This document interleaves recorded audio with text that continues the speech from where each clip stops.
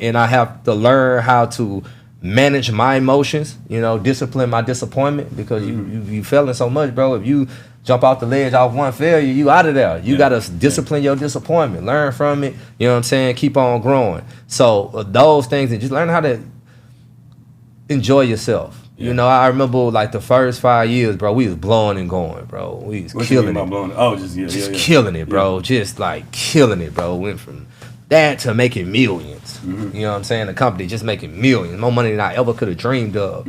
And I remember like 5-6 years later, I was on a flight flying back from somewhere, and I'm just tired, bro, and I'm frustrated and whatever, bro. Just trying to figure out the problems and get to the next, because you're never comfortable. As an entrepreneur, something in you get to one level, you go to the next level. You challenge, you forgot you would have died to get here. Now you're trying to get there, and you don't even care about being here, right?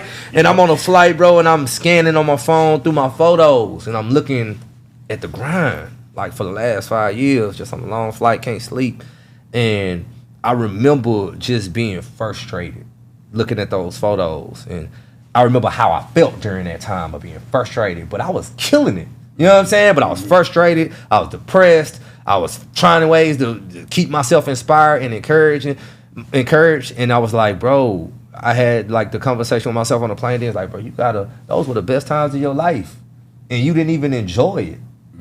You know what I'm saying? Like, you had the numbers, you lived your dream, you did everything you wanted to do, but you didn't even allow yourself to enjoy it because you were so frustrated and trying to fight and keep going up. So tricking yourself to just enjoy the journey, bro. We be dead tomorrow. You know what I'm saying? We all could be dead tomorrow, bro. So you got to really learn how to enjoy your journey and be grateful for what you got while you working to get to that next level. Welcome to another edition of His Healthy Habits. This is Mr. Triple H himself. And today I'm sitting with a special guest, a mentor of mine, one of the king networkers in Houston, one of the most inspiring entrepreneurs in Houston and more. And his vision, his mission has expanded from a seed to something that has touched the world. And it's an honor to have this young man in the seat today for today's interview. And I can't hold it back, man. I'm excited. What's up, Warren? What's the deal with it, Reggie? What's the deal with Warren, it, Reggie, bro? How's it's it so going? good to have you in here. Likewise, bro. Appreciate you for having me, bro. Yeah, this is definitely a vision come true. You were definitely one of the first people I wrote on my board when I said this was going to be finished, that I was going to have in this seat talking to, because honestly, I know time is money, and you are you contributed so much value to my career in general. And I just value your time, your knowledge, your experience, your intuition, and more. And I wanted to share that with everybody who's going to watch this, from, here in Houston locally to the world. Because I know it's already happening, but one day you're going to be one of those people who are going to be worldwide known for being at the top of your game and whatever you choose to do. Speaking to existence, bro. Speaking into existence, you're bro. big on that manifestation. Yeah, bro. Speaking into existence. So Warren, let's let the people know who you are, who may not know who you are. Bro, appreciate you having me, Reggie, bro. Who am I? Warren Broadnax, bro. I am a grinder, bro. I'm a serial entrepreneur. Bro, I'm a hustler, I'm somebody who got it out the dirt. Born and raised here in Houston, Texas, bro. I'm a father, I'm a husband, bro. I'm a business owner, CEO and co-founder of She's Happy Hair, COO and co-founder of Happy Me Tea, executive director of the She's Happy Foundation. Man, and probably, one of the biggest hustlers people ain't probably heard of, right? Unless you're in Houston, you might have heard of me, UNH. I agree, man. And Warren, I've been admiring, your grind, your hustle since day one, from the come up, from when I initially was introduced to you, and just your tenacity and how you've had so many wins. I'm pretty sure you got a lot of struggles and challenges along the way. We're going to talk about that, too. Yeah, absolutely. I already know we probably got to do a part 2 and part 3 to this. Let's do it. You got some knowledge and some experience people need to know about. So, man, I want to talk about for you. First, let's talk about teams. Because I know you've managed several people in this last year, a lot of people in the last several years in general. Right. And, I think it's important in a position that you're in, people know how to funnel through and build the correct team based off your experience. So, man, what do you think makes a great team based off your experience? What makes a great team, bro? a great team is when everybody is holding themselves accountable, bro. Like, I come from the military, you know what I'm saying? I'm a Navy veteran. I'm a ex-Houston firefighter. So I come from a foundation of teamwork make the dream work, right? Like, in the Navy, you don't do anything by yourself. You're on a ship, it doesn't sleep. Everybody has a part to play, and everybody has to play that part for it to function. Nobody's bigger than the program. Same way on a fire truck, bro. It's 4 people going in that fire. Everybody needs to be really 3 on this, 4 on the truck, 3 in the fire. Everybody has a role to play, right? So when it goes over to entrepreneurship, how do you, I guess, translate that over there to a team? First of all, tell people no matter what your business is, first, bro, you got to learn how to master yourself. You got to learn how to lead yourself. You got to know leadership. I mean, I think you're one of the greatest leaders I know, bro, because you got a cult. Right? I think because you lead these women in a way, and every leader of a team, you got to be able to bring out the best in everybody in the team and hold them accountable. You know, everybody loves to come to you, right, for your results, an example, right? But then when you talk to them and you get into the details, they be like, oh, Reggie's a jerk. He's not going to take it easy on me. So a team, you got to be able to hold everybody accountable. Everybody has to be able to take care of their business. But as the leader of the team, you got to be able to lead yourself, bro. And that starts with self-awareness, right? Like, I think on my team, and this is just me trying to mimic leaders that I respected in the military, leaders that I respected in the fire department. And the leaders that I respected are the ones who I know will put the work in. They the ones that I know that's not going to say, go sweep that, but they'll go sweep it first and lead by example. So I think that starts off first. The leader of the team is always the person who's, I don't want to say the most knowledgeable, but you got to lead by example. Whatever you want your team to exhibit, you got to do, right? Yeah, as a trainer, you can't be out here looking fat and sloppy, bro. Nobody's going to believe it, right? So I can't be on my team saying, we're going to work hard, we're going to exhibit these values, we're going to have integrity, and I don't have no integrity. I can't ask nobody on my team to do nothing that I wouldn't do, and they got to know that, right? I think a lot of people, when they get a team, they have this concept of what leadership is and what being a boss is. And I can't wait to be a boss. I can tell people what to do. Serving leadership is real, bro. You got to serve the team. Everybody got to know you're there for them. And that's what it's really about in entrepreneurship, is really serving your team. Once you lead by example and do those behaviors, bro, then people definitely will start to mimic those. And if they don't, hold them accountable, right? Get them out of here. Leadership as well when it comes to my team, bro. I think I had to develop and learn how to talk to people. I'm a passionate person, bro. So even though I got good intentions, initially when I was trying to talk to my team and motivate them, I would talk a little too rough to them. So I had to read more leadership books to learn how to kind of deal with different people and raise my EQ, you know what I'm saying, my emotional intelligence, to be able to empathize and maybe meet them at their level, because everybody don't understand Warren at 12. Even though that's how Warren understands things, but I know some people I can't rah to them because it'll turn them off. They won't hear nothing I'm saying. They'll just be defeated, right? So I have to learn how to encourage them, but still hold them accountable and set the standard, right? I think as the leader of the team, bro, we try to keep a really good team by holding people, setting an example, training people up, training myself up, holding them accountable, but also getting people out of there. As a leader, like, it's your job to get people up off the team, right? Because if somebody is not performing on the team, other team members not gonna get them off. They just go sit there and be discouraged, and they go expect you to do your job as the leader to get them off. And then usually what leaders will find out when they first get rid of people, or their first firing, or their first dismissal of somebody from the team, watch how the rest of the team reacts when you get rid of a person that shouldn't have been on the team and that hasn't been performing well. The rest of the team's gonna be like, whoa, thank you, man. We waiting on you to be the leader, man, and get them up on out of here, right? So all those different aspects, like, develop teamwork. But I think first is you got to remember everybody's looking at you, bro. You got to be very, very, very accountable. You got to always assess yourself, you know, and you got to check in with the team. Like, a lot of people also think it's a preconceived notion when you're at the top. I may make a lot of decisions on the top on my team, but I check in with everybody.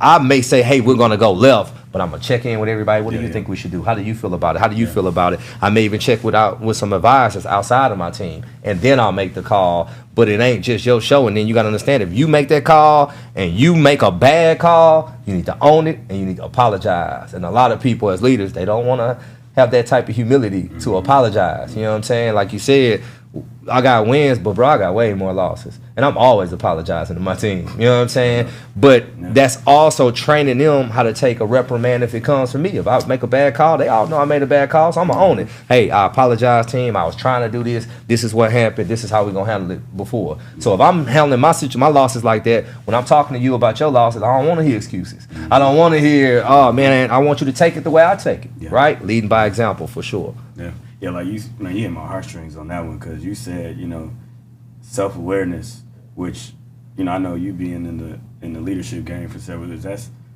I've even recognized that's actually one of the most important traits to being a great leader, especially of a team. Right. Like, how has your self-awareness developed since day one when you were selling out the trunk to where you at now? A lot, bro, and that's just reading leadership books. Because I think initially, when I started on the leadership journey, bro, I wanted to be able to associate and lead people better. But the more I read and the more I developed, it's more about leading myself. You know what I'm saying? It's more about leading myself. It ain't about me being a perfect leader and lead everybody else. It's me being a perfect person to lead me. Because what happens, like when your dog came in right now, right, before the podcast, she was like, man, my dog usually bark at guys when they come in here, but he felt your energy, right? When you become a better leader and you lead yourself, you'll start to attract the people that you want on your team. And sometimes when you ain't leading yourself, maybe that's why you're not attracting the things that you want on your team. You too busy trying to make everybody else do something. Bro, you gotta look in the mirror, right? And I have to be self-aware too, because as a leader, I had to learn how does it turn from now when I started with $800 to $900 to being the CEO 10 years, all these different locations, accumulating 100 million, all the numbers, right? What I also realized, bro, is nobody gonna be real with me. Nobody gonna be real with me, bro. Like, nobody. I'm the type of person, I've always been the type of person, bro. You talking to me, you got a book in your nose. Hey, bro, you got a book in your nose. Yeah. When you at a certain level in the company, nobody not gonna say, hey, bro, you got a book in your nose. Hey, bro, tighten up a little bit, right? So if they're not gonna tell it to you, who gonna do it? You have to always check yourself first. Even when you reprimanding other people, and my team know, a lot of people on my team know, even when I'm going hard or figuring out ways to motivate the team or how people can get better, I'm always looking at myself. I'm really big in that if you point the finger, you got at least 3 of them joints pointing back at you. So after I say, oh, you need to do this, you need to do that, or even before I say that, I'm assessing what I could have did better, how I could have supported them, what's the things that I could have did wrong. Because at the top of the organization, bro, nobody gonna tell you how you could have got better.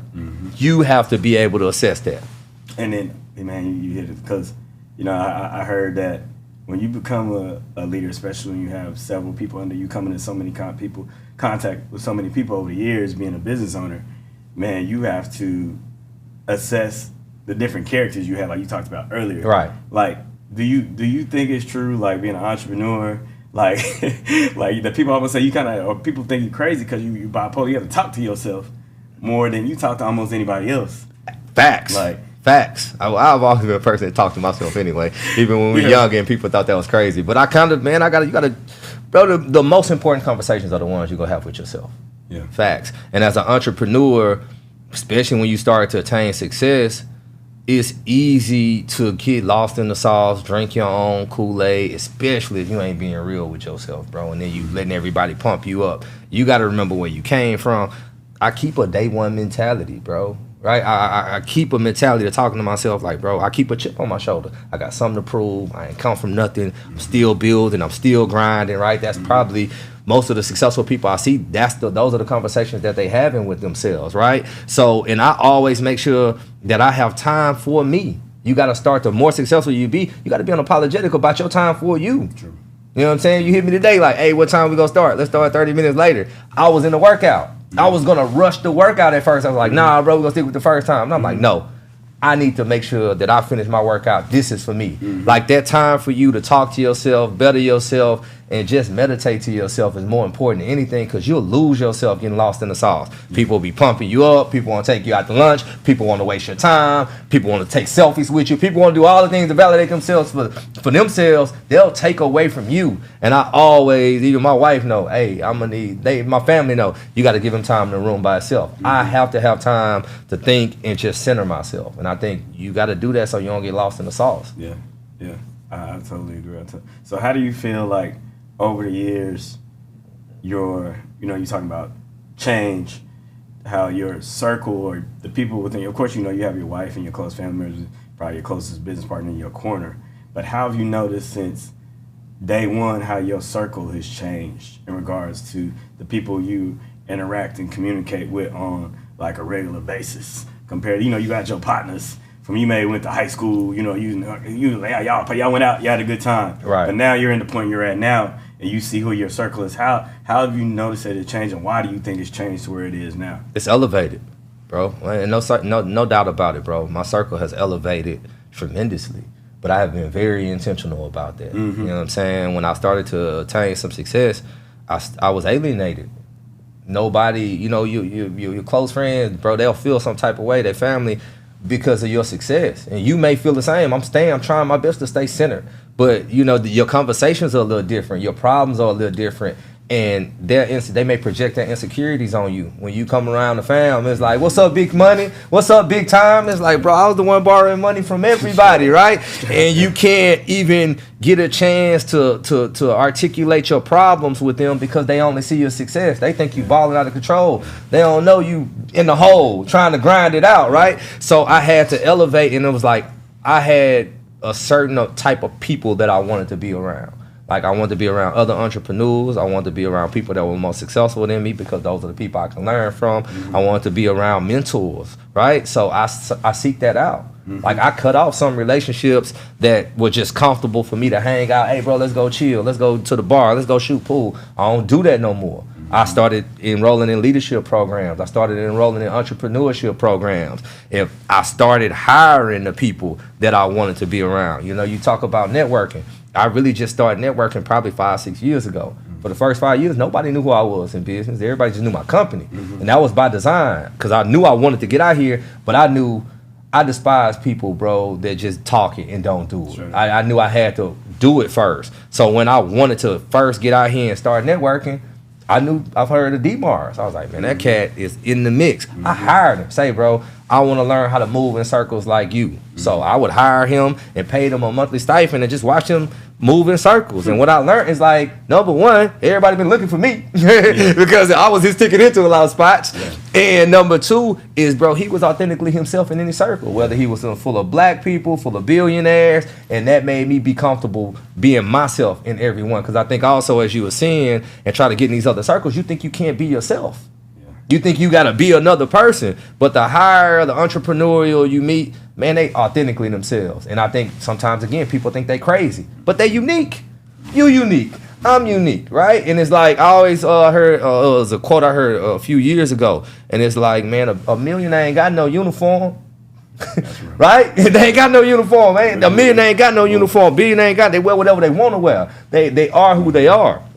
But as far as my relationships, I was intentional about them. When I go to leadership programs, I read everybody's bio. I got a hit list of who I want to talk to. Learned that from John Maxwell. And then when I talk to you, I got a list of questions because I done read your bio again before I talk to you. Because I got some things I need to learn from you. I'm very intentional about that. And I try to continue to groom those relationships. I grew up in the 80s, bro, war on drugs. I ain't see a me. I didn't see a you. So when I can talk to a successful older black man who done been on this trek, I've been doing this 10, 11 years. If I can talk to one that's been doing it 30, bro, I'm going to ask him to go to lunch. I'm going to talk on the phone as much as I can. I'm going to hold the elevator and, hold him up in the hallway as much as I can to get the game, because that's what life is about, is getting the game. And those are the type of people that I want on speed dial. Those are the type of people I'm going to try to bring value to as well in every situation, right? But my circle has changed. I was very intentional about it. I'm still very intentional about it. And I love everybody I went to high school with, my old partners.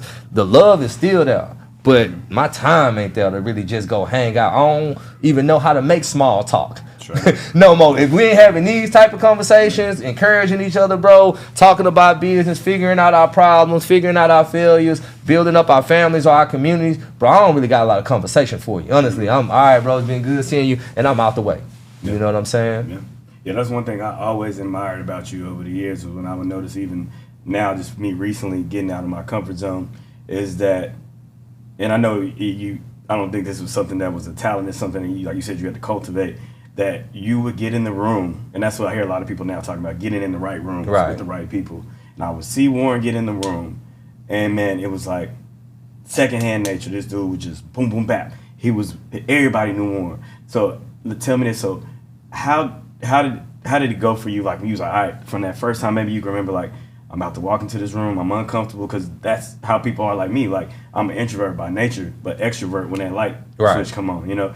Do you think you were a natural extrovert, or were you introverted, or just either or? And then when you got into that first room, you know, that first time several years ago, you're like, I gotta get out of my pocket and get to know these people to create this new circle. How did that progression go for you from day one to kind of where you see it is now? How did that develop?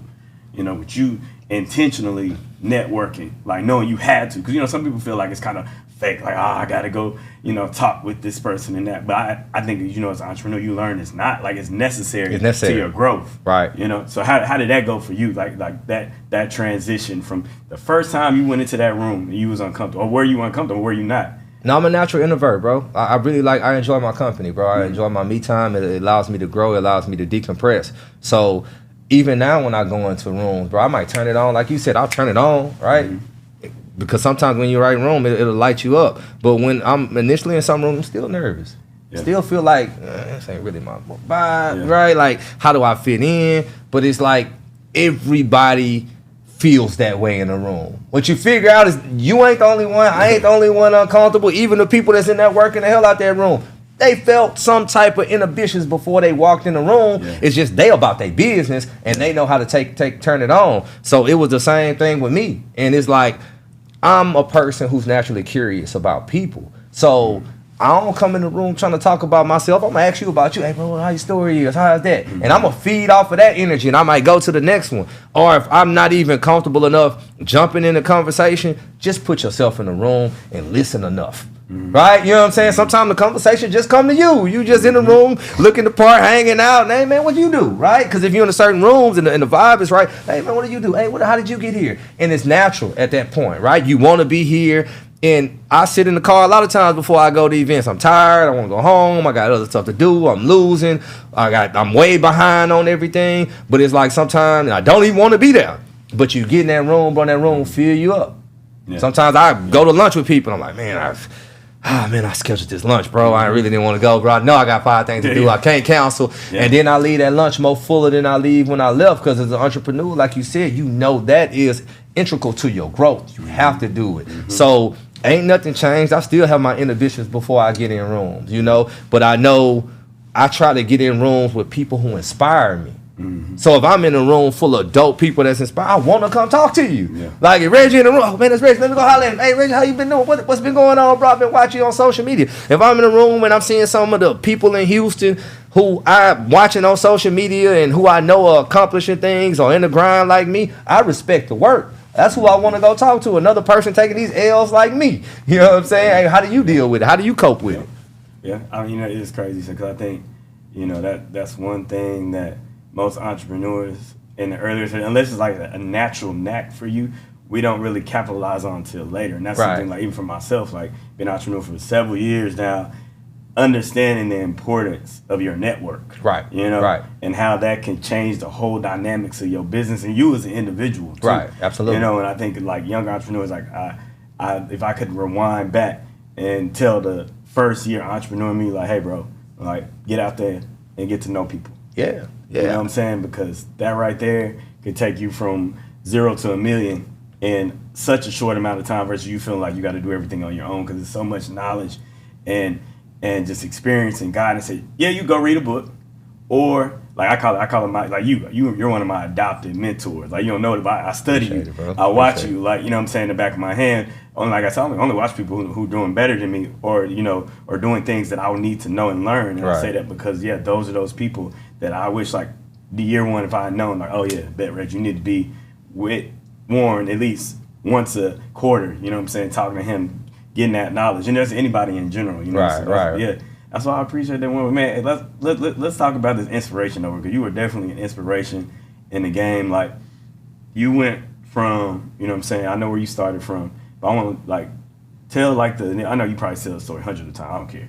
Like I still want the people to know. Right. Like how did Warren start? How did the entrepreneur start? Warren day one. He's like, yo, I'm gonna do this regular thing, this 9 to 5, this whatever it is, and go to where I'm at now, being a successful entrepreneurial struggles still till this day. Facts, big struggles.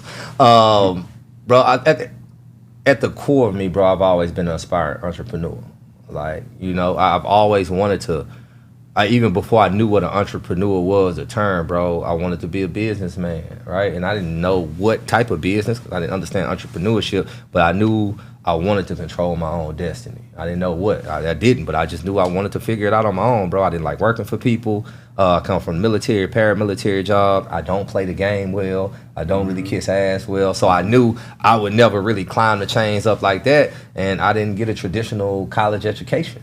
So I knew, like, I got to get into a situation, bro, where I control my destiny. If I can just get into a situation where I can kind of work my own jelly and everything is dependent on me, I'm going to be okay, because I ain't going to let me lose. That's just naturally in me. I just knew, like, if I can get to a situation where everything on my back, bro, I'm going to be okay, right? I'm going to do whatever it takes to not lose. So before I started She's Happy Hair, I had drew up, like, informal business plans, like, for daiquiri shops. I would always walk into businesses before I even had a business, and I would just analyze them. You know what I'm saying? How much money they making? Man, they got this cuff. They paying this for that. How much? You know, I'm just always doing the math. Like, okay, how much does this cost? Just naturally, before I even had a good understanding of business. So, and I had a few little hustles selling waters, and I had wrote up business plans for daiquiri shacks, but I was broke. I was living check to check. Yeah. You know what I'm saying? And I had a few people in my circle, but nobody wanted to invest in the broke cat with the dreamer. That ain't what it is, right? So when the opportunity came for She's Happy Hair, you know, that's when my co-founder Marcus just hit me at the time. I was a firefighter. Yeah, shout out to Marcus at that time. You know, he hit me, and I was at the fire station, bro. You know what I'm saying? It was just a perfect storm for me. I'm working an extra shift. I only work 2 days a week as a Houston firefighter because you work in 24-hour shifts, bro. So in 2 days, you got your 48 hours. After that, you out 5 days a week. I was working out at that time. I was working at extra fire stations as my second job. That was my second job. I worked 2 days for HFD, and then other times I would take other people's shifts. Somebody can say, hey, man, I got to go out of town. I'm working at this fire station on Tuesday. I'll pay you $300 to work my shift. We had like a text thread going. That's what I would do. At the time, he hit me about She's Happy, or to sell hair at the time. I was working for $300 on the extra day on a Thursday. He called me one day in August 2012 and was like, bro, I got an idea. I was like, bro, what you got? He was just like, bro, we should sell some hair. And I was like, bro, that's the dumbest idea you could have ever had, bro. Like, why would you call me about selling hair? I'm like, bro, you tripping. And he was like, bro, I know some cats made $4,000 in a weekend selling hair. Sheesh. That's all I needed to know, Reggie. Yeah. I'm like, what? Hold on, bro. I'm like, they made $4,000 in a week. He was like, bro, I know. 3 days. 3 days. That's crazy. He was like, I know cats made $4,000 in a weekend selling hair. So at this point in time, I told you I'm analyzing businesses, and I'm also like, bro, I'm at the fire station. I'm working 24 hours, $200-$300, and in 3 days they made 4 racks. I was like, all right, bro, let me hit you back on it. And from that minute I hung up that phone, I was like, I work for myself. Locked in my head, bro. Like, I'm like, I work for myself. You know what I'm saying? Now, nobody else believed it, right, at that point, and I didn't know what I was doing, how to figure it out, but I was like, bro, you work for yourself now. That was just, and that's how easy it is. Like, you don't need no permission to be great. You know, I think a lot of people waiting on somebody to say, oh, you great. Nah, bro, if you decided in your head, bro, you just got to drink your own Kool-Aid and run with it, you know, and do the work that comes with it. So at that point, on like the next 2-3 weeks, instead of on my 5 days off working at the fire stations, bro, I just started learning about hair. I walked into beauty salons. I ain't know nothing about nothing. Knew nothing about any no dude. Schools or nothing, no bro. Certification, no master classes. The only thing I knew was I was single, bro, and I liked women with hair, bro. That's about all my knowledge went. So I was like, look, man, I get my hair cut every week. And when a chick walk into the barbershop, bro, we shutting up. We want to talk. Hey, how you doing? Whatever. Everybody want to talk. So I was like, man, just because a woman's in our presence in this male-dominated, you know, aura. So I was like, man, I wonder if that works if a dude does that into a woman's aura. So I, at the time, go on my off day, get up, work out, get fresh, get them some good cologne on, and I'll walk into beauty salons. I'm like, man, I wonder if they go accept me the way men accept women. And it was like, it was cool. It was all right. I was like, hey, how you doing? My name is Warren, man. My sister sent me here for this hair. And I would just ask questions, bro. Like, how much does it cost? And I would, every conversation I would ask, I would learn from her, and I would take it to the next one. And I would ask questions until I wore my welcome.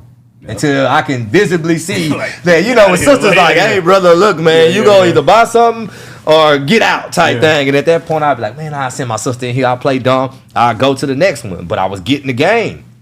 About 3 weeks later, I hit him up. I'm like, all right, bro, I think I got enough base knowledge. You know, let's match up. Let's figure out. Let's meet up. We met up at one of my boys' house. And, you know, collectively, we had $800 to $900, bro, and we sent it to the World Wide Web and bought some garbage hair. To be completely honest, trash, bro, trash. To be completely honest, but when it came in, I had to sell it. I was very encouraged by Baby Boy, bro. I didn't have cable at the time, so it was a lot. It wasn't Netflix and chill. It was DVDs, and Baby Boy was my DVD of choice. And watching Tyrese sell the dresses on Baby Boy was like, bro, I get inspiration from anywhere. So I'm like, if he can do that on Baby Boy, bro, I can do that with the hair game. So I'm like, I know how to talk to women. It's black women, and then I know I got a product they want. So I'm like, I'm gonna use everything I got. I know I can talk to women, bro, and I know if I should be able to sell them because this is something that they want and need. So that was my approach, bro. Early, I would go in a beauty salon. They would laugh me out of there. I never got offended. I would ask questions when they laugh at me out of there. Like, hey, I got this hair. I had it in a duffel bag. Boy, get out of here with that hair in a duffel bag. I ain't get discouraged, bro. I be like, hey, well, hold on. Why you don't want it? Tell me what I should have, right? Learning their game. Then I would go out to every spot I know women was at. You know, Scott's back in the days on Wednesday Wings. You know, and I would utilize the same convo that I would use to holler at them. Honestly, at the beginning, hey, how you doing? What's your name? Woo, woo, woo. And at the end, instead of asking for a number, I'll pull out a flyer like, hey, you know, I sell hair. And a lot of them were perplexed. You know what I'm saying? Because it's like, usually I thought you was hollering at me. You know, and that persistence and consistency. And like I said, we bought garbage hair off the real, bro. We ain't fly nowhere, bro. We bought garbage hair off the internet. But I always wanted to do long-term business. So anytime I sold something and a woman didn't like it, I met back up with them and hey, tell me what's wrong. How can I fix it? Because I always wanted to do good long-term business, you know? And throughout all that, bro, you got failures. Everybody's laughing at you. I remember I was in Scott's one time, bro. This chick told me, she was like, man, every week I come to Scott's. And she say, every week you come to Scott's. And she say, every week you give me this flyer. And she was like, what you got to say for yourself? And she kind of disgusted, bro. And I'm like, I'll see you next week. You know what I'm saying? Because that's how my grind set up. This ain't about you. I'm trying to get it. This is, come on, man, I'm trying to get it. So it was just that consistency, that commitment to doing long-term business, bro. The commitment to learning, like, it's a numbers game. You know, I ain't never been a pretty Ricky, but I always had women before I was married. I knew I had to shoot my shot a few times. You know, I got it's Houston. You don't shoot your shot. You out here. Closed mouths get fed. So I know if I go out, I got to shoot 10 to get 2. I applied that same hustle with the women. All right, I got to go holler at 50 women to get 5 sales. Cool. Well, then this week, I need to go hit 250 women. And in between that, I never got discouraged. It was just encouragement. All right, tell me what I should do. How should I handle this? And through that process at the beginning, everybody in my circle laughed at me, bro. Everybody in my circle thought I was tripping. I wore a lot of cargo pants at that time. Really, that's all I wore was Old Navy cargo pants. Shout out to Old Navy. But the cargos, because that's where I kept my bundles at. I always had bundles on me. So it's kind of like back in the days, you watch, what's that show? In Living Color. When the cat had the card and he'd be like, where my card at? Bam! That was me with the bundles. Anytime I'm somewhere, I'm pulling out my bundles. And I remember when my family, we had a birthday party. And they was like, oh man, what you doing? We catching up. How the firefighting going? Everybody proud. I'm a firefighter. I'm like, man, actually, I'm selling this hell right now. And I pulled out a bundle, bro, and you'd have thought I told the best Kevin Hart joke. Like everybody was on the ground laughing. You tripping? You got that good firefighter job? You messing with this hell? Everybody don't see the vision, bro. They don't see the vision, but you gotta see it and be down to your own vision. You feel me? Man, you remind me like of that meme I saw with Michael Jordan. A lot of people, you know, they see the game-winning shots he had that he made, but he had a lot more game-winning shots that he missed. Absolutely. And he didn't let that stop him. It's the same synonymous story right here with you, bro. Same synonymous story, which is amazing. I love that tenacity, you know, because you could have easily, like I said, listened to that woman in Scotch. You could have easily let your family be like, man, y'all right, man. Let me go back to fire. Being a firefighter, it's more stable, you know? Does it sound smarter, you know, to do? But man, I love that. That's why we're sitting here right now. And then you said, so 2012, that's when the initial idea of you and Marcus doing So now, Craig, congratulations. 10 years in the game on the initial idea of being trying to pursue the entrepreneurs. That's lovely, man. And then 4,000 3 days. Did y'all get that 4,000 3 days when y'all first started? Was it different? Nah, bro, it took a while. You know what I'm saying? It took a while. You just figuring it out, you know, because, you know, you don't know what you don't know. So we have to figure out how to sell it, how to meet people, how the game works. It took a while to really start getting it, but probably we started in August, probably like September, right around October, mid-October, bro, started kind of picking up. Women calling all times of the night, flyers everywhere, you know what I'm saying, and calling me. I'm at the fire station, I can't leave. They calling at 1 o'clock in the morning for bundles.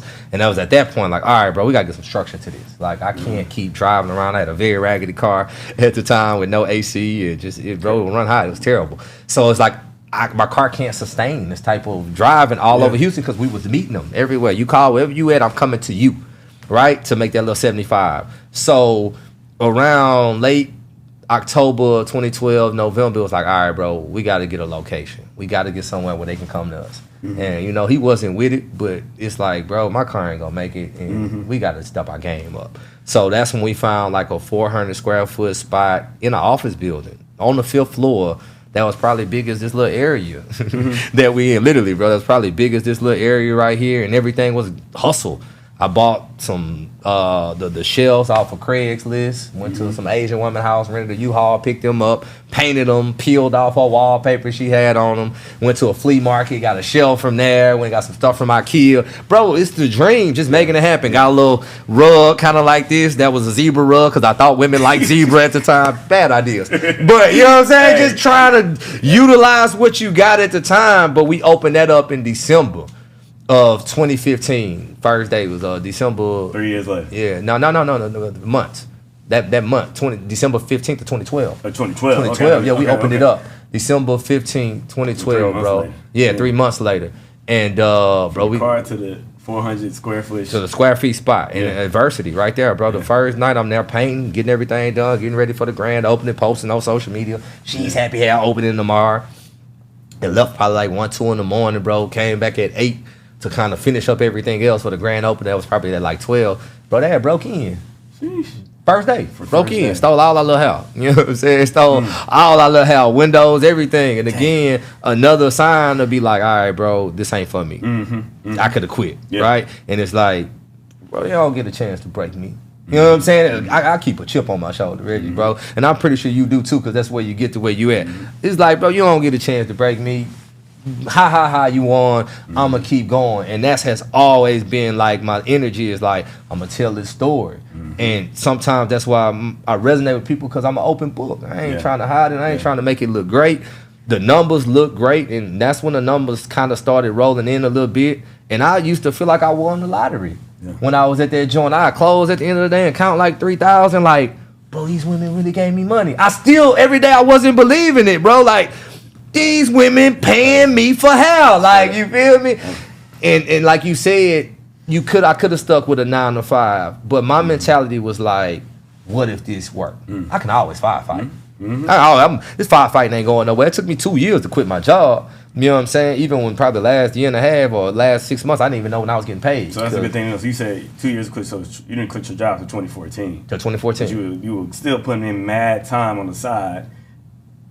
Between them 2 years, between 2012 and 2014.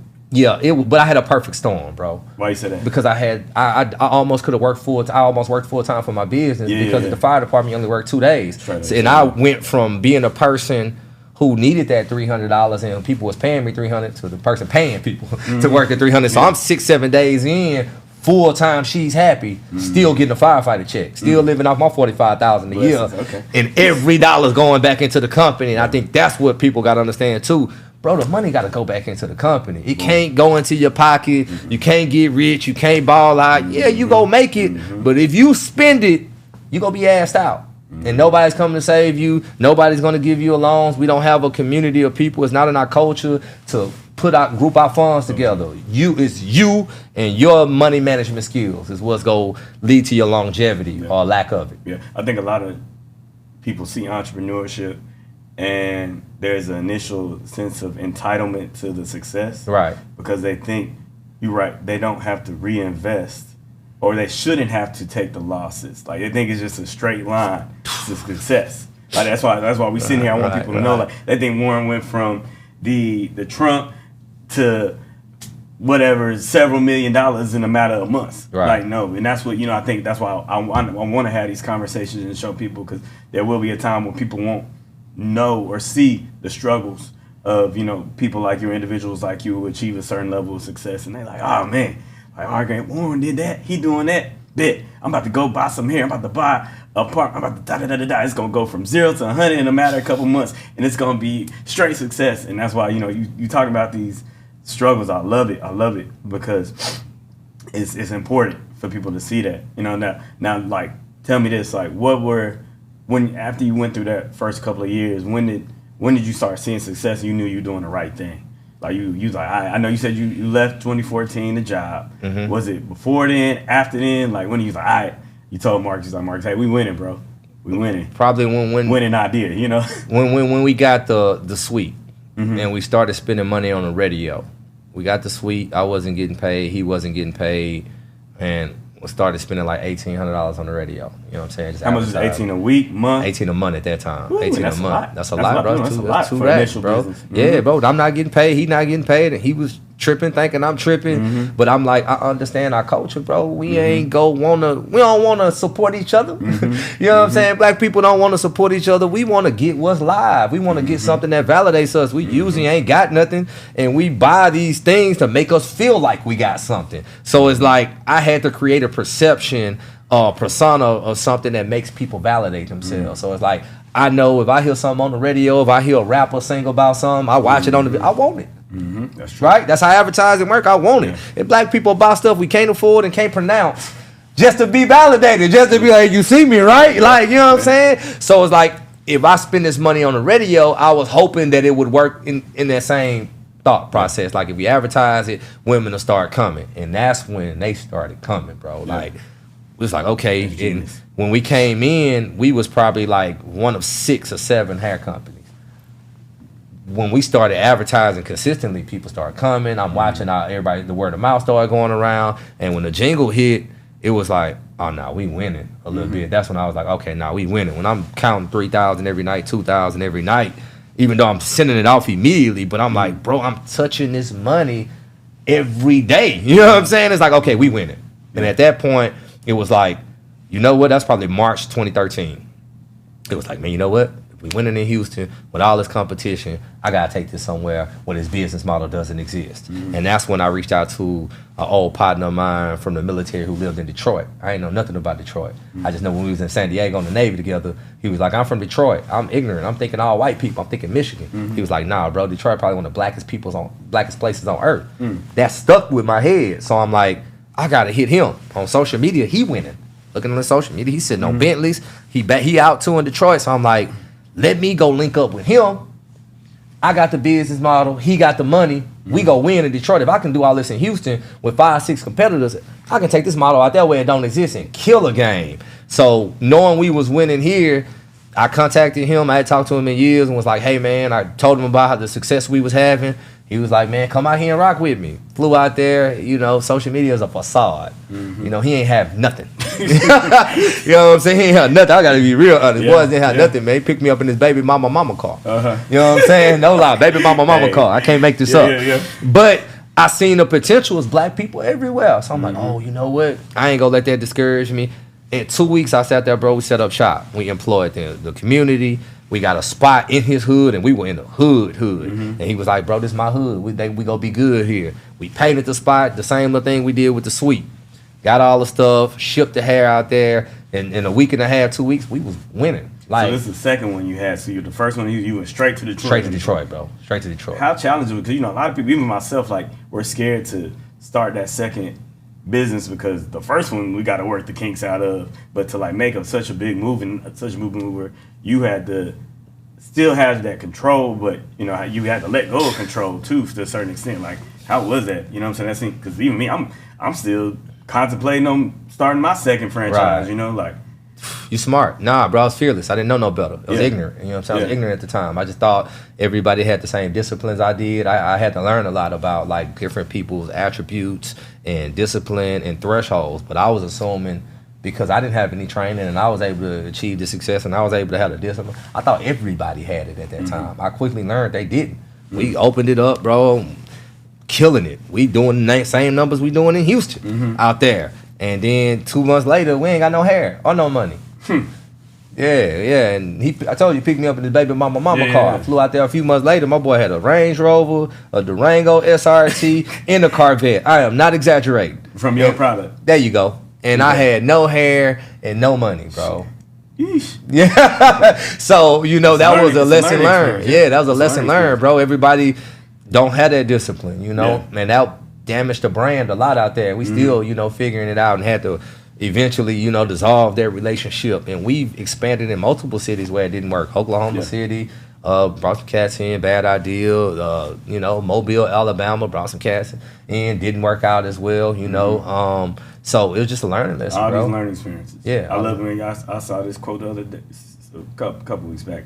Like, true entrepreneurs who attain a certain success don't care about losses. They care about the learning experience. That's it. You know what I'm saying? That's it. That's when I see you just talking about, because I ain't gonna lie, like, even myself, like, that sounds scary as hell. You know what I'm saying? Like, one of y'all want to go to Atlanta and open it, but it's like, is you ready? You know what I'm saying? Like, you really, because like, that's a big jump. Yeah. And you said you went from Detroit, Oklahoma, even more now, like, so like, where you're at now, like, of course people see, they hear the articles, $1 million company, several franchises, like, what are the, I believe, like, the struggle, of course the struggles never stop, the challenges never stop. Never. Usually they get bigger and they different. So what's the struggles and challenges you having now being where you at? I mean, I think it's the same thing, bro, in every business, right? Finding great people, keeping your people motivated. Teams.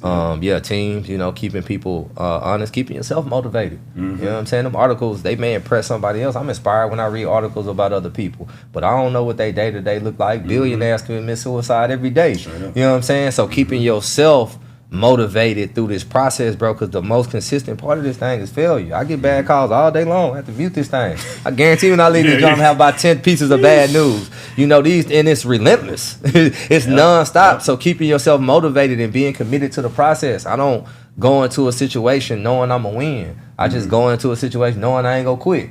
That's it. Like, I don't know if I'm going to win. All I know is I'm going to learn, and I ain't going to quit. And I have to learn how to manage my emotions, discipline my disappointment, because you failing so much, bro. If you jump off the ledge off one failure, you out of there. You got to discipline your disappointment, learn from it, you know what I'm saying, keep on growing. So those things, and just learn how to enjoy yourself. I remember like the first 5 years, bro, we was blowing and going, bro. We was killing it. Blowing? Oh, killing it, bro. Just like killing it, bro. Went from that to making millions. You know what I'm saying? The company just making millions, more money than I ever could have dreamed of. And I remember like 5-6 years later, I was on a flight flying back from somewhere, and I'm just tired, bro, and I'm frustrated and whatever, bro. Just trying to figure out the problems and get to the next, because you're never comfortable. As an entrepreneur, something in you get to one level, you go to the next level. You challenge, you forgot you would have died to get here. Now you're trying to get there. You don't even care about being here, right? And I'm on a flight, bro, and I'm scanning on my phone through my photos, and I'm looking at the grind, like for the last 5 years, just on a long flight, can't sleep. And I remember just being frustrated looking at those photos. And I remember how I felt during that time of being frustrated, but I was killing it. You know what I'm saying? But I was frustrated. I was depressed. I was trying ways to keep myself inspired and encouraged. And I was like, bro, I had like the conversation with myself on the plane. It's like, bro, those were the best times of your life. And you didn't even enjoy it. You know what I'm saying? Like, you had the numbers, you lived your dream, you did everything you wanted to do, but you didn't even allow yourself to enjoy it because you were so frustrated and trying to fight and keep going up. So tricking yourself to just enjoy the journey, bro. You be dead tomorrow. You know what I'm saying? We all could be dead tomorrow, bro. So you got to really learn how to enjoy your journey and be grateful for what you got while you working to get to that next level. That's so true. Those are the main things. And, keeping the people around you when you got partnerships, bro, You know, you outgrow people. You know what I'm saying? People change, people develop, and to try to still keep that alignment is hard. Yeah. You know what I'm saying? And when you, especially if it's a partnership, because it's a marriage. You know what I'm saying? I don't move if you don't move, right? And you got different personalities. You really have to. That's a struggle. It's a struggle to still stay on the same page, because your partner might want to go this way with the company. You might want to go, and both of y'all equity is the same, right? So those things are hard, and just continuing to grow, bro. Yeah. Like, to not stay stagnant, to not let them articles fool you, because entrepreneurship, that entitlement will fool you. You'll think that success is entitled to you. It ain't. Shit going tomorrow. You know what I'm saying? You got to pay the rent every day with success. Every day. Yeah.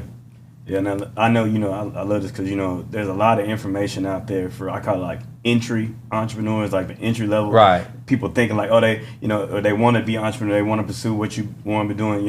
You got inspirational videos, like quit there's a lot of information out there for entry level entrepreneurs, but I don't see the same amount of information and inspiration for entrepreneurs, like people like us. Right. Been in the game several years, because it's a different level. You really don't need if you've been doing this several years, you probably know you don't need the motivation. You got to motivate yourself. Right. You know what I'm saying? You don't. Every now and then you're gonna listen to a motivational video, but I think for you, like what you said, and which is important, I want to ask you about like the entry, like what advice would you give to somebody who, in your shoes, been doing this several years, has grossed what you gross, and what do you think Warren wouldn't want to hear if he was sitting on the other side?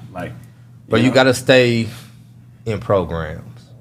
There's so many different programs out here to take you to the next level, because every new level requires a new level of you. When you in these programs, you read these statistics, and we just made 10 years. 96% of entrepreneurs fail in the first 10 years. 97% of black entrepreneurs are sole proprietors, right? It's terrible. 97% of sole, just one person, just them, right? So when you get into these programs, they make you look at your business better. You got to get tight on your business. You might have had an idea to just work just off your hustle. That's not sustainable. You got to build a foundation. You got to build a structure. You got to build a true business, bro. So entering in different programs such as Goldman Sachs, 10KSB, right? I do a lot of things with the SBDC. I'll take these notes when y'all watch videos. Facts, bro. Score. It's so many different things out here for that entrepreneur that you need to develop yourself. John Maxwell, the law of the lid. Bro, if you don't grow, your organization won't grow. So you have to continue to stay in organizations, leadership teams, and different really programs that's going to help you elevate, right? And finding out how to really connect with bigger money, so that maybe relationships, again, your network is your network. You need to have rich partners. You need to have people who are already very successful in business that can maybe tell you and partner up with you to take you to the next level, because at one point in time, you're going to hit a plateau until you have a massive influx of capital. And I don't think we understand that as black entrepreneurs. We think, I could keep flipping and flipping and flipping. All right, bro, you keep doing that. And then these people out here at Shake Shack, they go raise $30 million. And then they go public. And they go have generational wealth. And you go still be tripping, trying to not want to let people in. You have to elevate your mindset and get in other rooms so you can understand this is how big business works. Yeah, in our community, grossed 100 million, started from 9. That's cool. Bro, I be at meetings, bro. People started, same when I started. They made 100 million last year. I know people started their business 9 years. They doing 100 million a year. Right? And I'm listening like, how? Shit, I'm taking all of those. How? Right? And it's like the influx of capital. They're talking to the VCs. You got to vet all of this and learn and elevate yourself, but you got to learn real business, bro. If you really want to get there, you want to go public, stock market, really change your family's trajectory and get that real mailbox money and figure out an exit strategy. You want to keep going forever. You want to sell your business, right? You want to pass it down. That was one of my things I thought I wanted to do until I went to the Congressional Black Caucus. I thought I wanted to raise my business up and pass it down to my kids. And then I learned the statistics. The average black business dies in a generation. And I'm watching a panel of business owners who like, yeah, we had a multi-million-dollar business my daddy had, and he gave it to us, and now we don't have nothing. 10 people like that. White families in 3 generations. Black family in next generation. Because the same way my kids don't got my same skill set. Your kids ain't got your same skill set, so they just can't come in and take over your company or the want a hustle to even do it. So you have to figure out what's next, and it's just exposure, bro, and staying in different programs. I just finished up a great entrepreneur access network program with EY. Went to the Strategic Growth Forum, 5,000 people from across the country. No, not Earning Leisure, bro. EY, Ernest & Young. Oh, Ernest & Young. Yeah, Ernest & Young. Yeah, big, bro. Big, bigger than you. Big, way bigger than me. Yeah, that's what they trying to get. Those are the sponsorships they want. But when you in there with 5,000 people and the CEO of LinkedIn talking, you know what I'm saying, and you listen to him, and only 200 people that are black. Because the bigger you get in business, the less you see of this. And you got to go and talk to them and learn from them and network with them.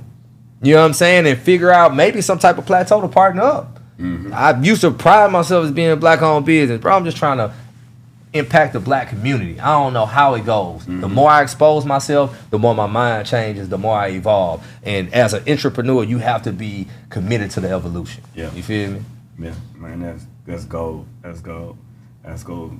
I know I can talk to you for days on days out. I appreciate your time too. No problem, bro. I'm enjoying man, for like I said, this is for the intro entrepreneurs like us. The intro entrepreneur they've been going, business going good. They want to get that second one, whether it's in the same city as they are, different state. What's Warren's advice based on everything you've been through? Bro, go to a program. Go through you a program, write you a full-fledged business plan. How did you find the program? What program would you recommend? Like your business doing great. You're doing good. You know you got a good model. You may not have the SOPs and stuff that you need, but you got a good, a lot of businesses do that. Right. We get that success. We have a good entry-level business that's sustainable under us being the individual. Right. But what's Warren's advice to get it past the individual and get it to where you said, like you walk in with LinkedIn and these bigger name people to get it past just you, to take it 2, 3, 4 generations. What's Warren's advice to that intra entrepreneur? Yeah, man, so many. You got to look for small business resources. I'm pretty sure you Google small business, so many free resources in your city, bro, and you have to attend those classes and get the training because, again, we may have enough for us, but what these programs do is they ask me questions that our failures didn't even teach me sometimes. They make you answer the hard questions before you experience the failures. In entrepreneurship, we gonna run. Yeah. Run through a wall, boom, learn right, fail, learn right, boom. But it's like, damn, I only got so much more time. I'm 39. I can't keep running into these walls. Bro, let me talk to 5 people who already live this life and has a structure for me and make me sit down and work on this plan and figure it out and put numbers to it and SOPs together and all these things that I'm not good at, that I run away from, right? And then when you got all that, then you go because you're more prepared. I don't want to keep bumping my head. And I made that decision like 5 years ago. It was like, bro, I don't want to keep bumping my head. I got to get the game, whether if I got to pay for it, mentors, or just get into different programs. And these programs, bro, they make me make a plan. Yeah, you said paying for it. A lot of people get to your level or they see where you're at and they think, okay, I don't have to invest no more. My business is super successful. It's running. It's got to go. I ain't got to invest as much money as I did the first 10 years or the first 5 years, some people first year.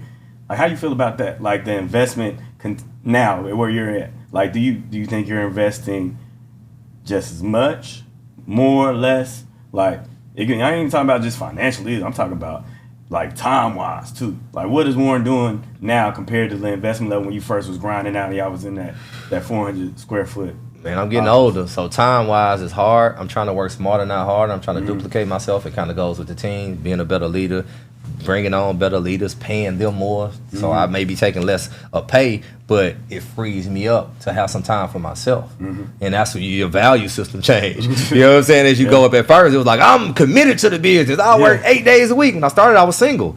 My whole life revolved around she's happy. I ain't holler at you. I wouldn't party. I wasn't doing nothing until she's happy was first. I don't want to live like that forever. I want to compartmentalize my life. I need to get up and do some mental work. I need to get up and do some physical work, right? So I got to get a great team. You know what I'm saying? As far as like my monetary investment, I still have dollars invested into my company. Now, I've got a little smarter and build more relationships, so I've been able to get funding now to get other people to invest, but a business needs an influx of capital to take it to the next level. There ain't no secret there. You need the investment from somewhere. Now, I would suggest you, hopefully, as an intro entrepreneur, build your relationships, get your taxes together again, go to these programs so you can figure out how to go get some capital if you haven't got any, and how to get more. Because when I'm in these programs with these other peoples, they don't use their money, bro.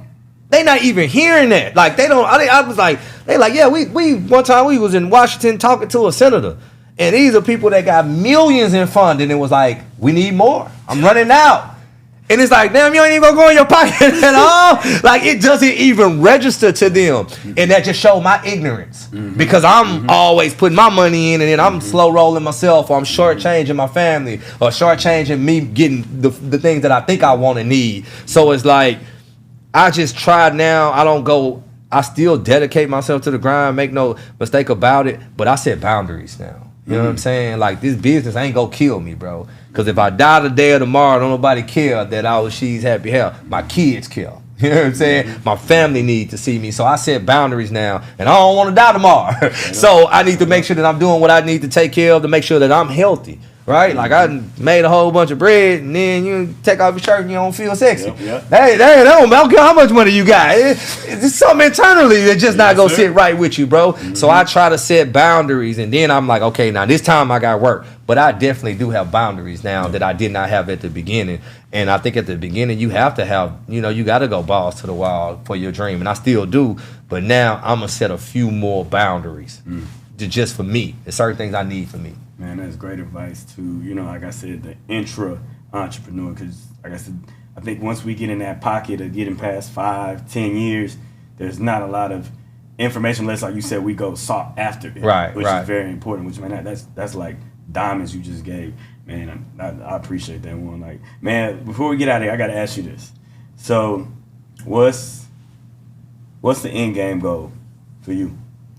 Bro, eventually I want to sell, bro. I want to blow it up. You know what I'm saying? I want to blow it up. I really want to blow it up as big as I possibly can, bro. But I want to exit out. You know what I'm saying? Like, I would much rather, my fourth quarter in life is not working my ass off. Like, I'm never going to retire, but I think I want to get to a point where I'm able to inspire and help other entrepreneurs and go into this author game and the speaking game and really help other people. Like, in my business, we killing it, we're doing a great job, but it's not as fulfilling. Like, I don't feel like that's my life's purpose. I feel like I was put here to inspire people. I feel like that's my life purpose. I do too. So I want to blow my business up as big as I possibly can, have as big as the positive effect on the culture, and somebody can cash me out when they get to a certain number. You can cash me out and then let me go duplicate myself and make other me's. I think that's where my biggest impact will be. Not if only Warren and his family good, but if I'm able to make 10,000 of me's. You know what I'm saying? And I can't do both. That's why I admire the podcast. I want to be able to create more content. That's why the content I did create was on my passenger side of my car because I had no time. You know what I'm saying? But that's my end goal, bro, is to inspire other people, especially the youth, because I can just imagine, bro, what I would have been like if I would have seen you at 14. When I was 14 years old. If I would have seen me at 14 years old and knew what was possible. I just had to use my imagination. So that's what I really want to do as far as my end goal. When I'm gonna get there, I don't know, bro, because we got a lot of work to do. I ain't got whatever number I want. I ain't worked it yet, and I know that entitlement don't work like that. So I still got a lot of work to do. But that's my end goal, is to exit, blow this thing up, exit, and then really go to inspiring my community and the community entrepreneurs. Man, when I love your relentless, like, hustle, your rawness and realness. I've been watching you for years, man. Like, that authenticity is one of a kind, man. I'm you keep that, because, like, that's why I love to watch you. And like I said, people who are in my position, the intra entrepreneurs, we know time is the most valuable thing next to your mindset, and you don't watch people who aren't killing the game. And say, man, I'm gonna manifest that. Whenever that time comes, you if you aren't already that $1 billion business, She's Happy Hair gonna be $1 billion. You're manifesting that. You'll be able to do what you need to do. You know what I'm saying? Get to where you said, and pass that baton, and, man, like you said, affect thousands and thousands of lives. Which I know you already are. To me, it's never about likes, followers, subscribers. It's about that impact and influence. And you're not. I don't consider you an influencer. I consider you an impactor.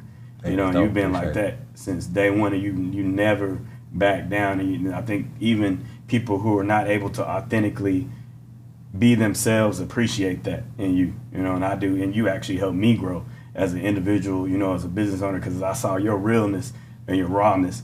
I was like, man, like, yeah, I want to be that dude, you know what I'm saying? I want to be like Warren in a factor of just being genuine. And yeah, I know you probably, like you said, there's a lot of mistakes and challenges and shortcomings and pitfalls in between, but that's the beauty of it. Right, that's the beauty of it. You talked about self-awareness in the beginning, and I see, like, you know, as we've known each other for years, it's just like when you gain that certain level of self-awareness, it just makes you more happy with life and gives you more peace of mind. You know, I think I heard Nip say, you know, we both like Nip. Right. He said, man, you know, would you rather be at war with the world and at peace with yourself, or would you rather be at peace with the world and at war with yourself? Facts, and bro. I see you, man. My favorite quotes, like, man. I mean, I know it's a growth. It's still a lot of growth always. A lot, bro. I definitely see you become one of those people who I feel like you honestly are at peace with yourself based off the decision, no matter what wars and challenges you have, you know, on a day-to-day basis with business or your personal life. I just want to congratulate you. Say Appreciate thank you, it, man, bro. Appreciate it, bro. Coming on here. Anybody you want to tell thank you for the come up? Man, nah, you bro. ain't warming up no more. You know, you grind, bro. Just I just want to tell people, bro, the authenticity, right? I had I had a struggle with that because I wanted to put myself out, but I struggled with how would you be received, bro? And I really learned a lot from the Kardashians. To be complete, I looked at them and I'm like, they ain't got no talent. They ain't got no skills, but they are balling, right? Mm-hmm. And I'm like, what's their skill, Warren? I'm looking, I'm like, bro, what's their skill? And you know what they are, bro? They vulnerable. Mm. They vulnerable. They just gonna put it out there. Mm.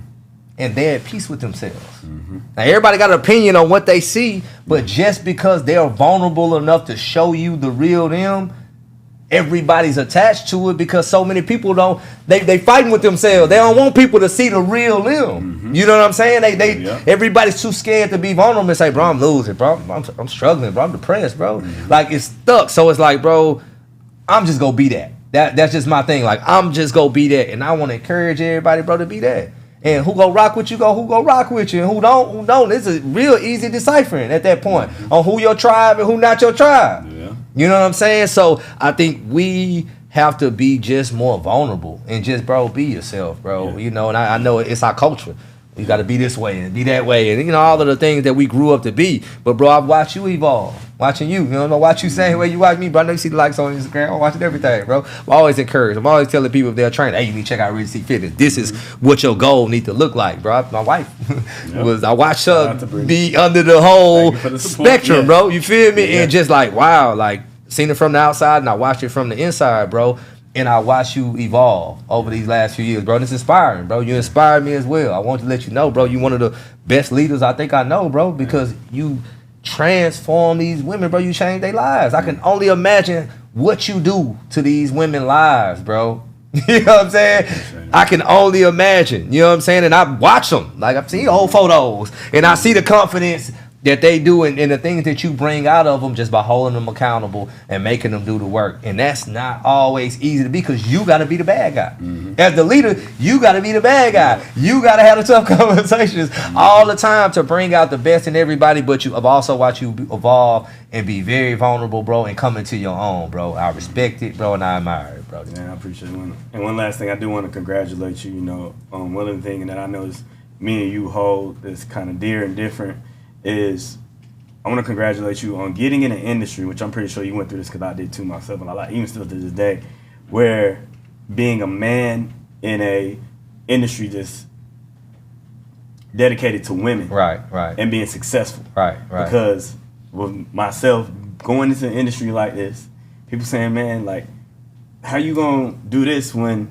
this is for women and you a man? You know what I'm saying? Like this, you don't know more about a woman than a woman does. You can't change or you can't give the product or service that, you know, this woman wants because a woman probably gonna know better. And for you to push through whatever you did, those doubts, those the discouragements, you know, just all that, and succeed and kill the game.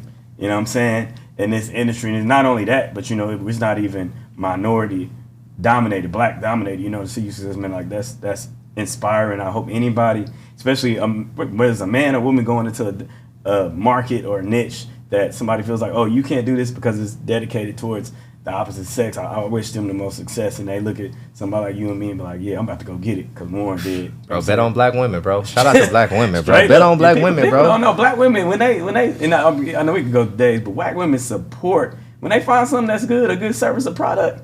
They gonna tap in and they gonna hold you down. Bro, they're the most loyal people on Straight earth. up. Facts, bro. Black women are the most loyal people on earth. So if you find a way to be loyal to them, bro, and serve them, bro, you good. Yeah. That's it. Like, bro, you gotta keep your integrity good, be loyal to them, and serve them, bro. Bet on black women, bro. Yep. Facts. That's why, man, black women up next, man. I'm sorry. Big facts. Yeah, that's who taking over. Straight up. Man, Warren, thank you, man, bro. You know, I appreciate your time, man. I want to tell your son happy birthday. My man is here on his son's birthday. I really appreciate your time. Tell your family thank you. And I wish you an abundance of success past even what you've even foreseen. Likewise, you know, bro. I can't wait to look back on this video several years down the line and see when you like, Reggie, I did it. I sold it. And, you know, $1 billion business. And now you off changing more lives than you already have. We're going to toast it up to that. Hey, thank you so much. Likewise, bro. Appreciate you having me, bro.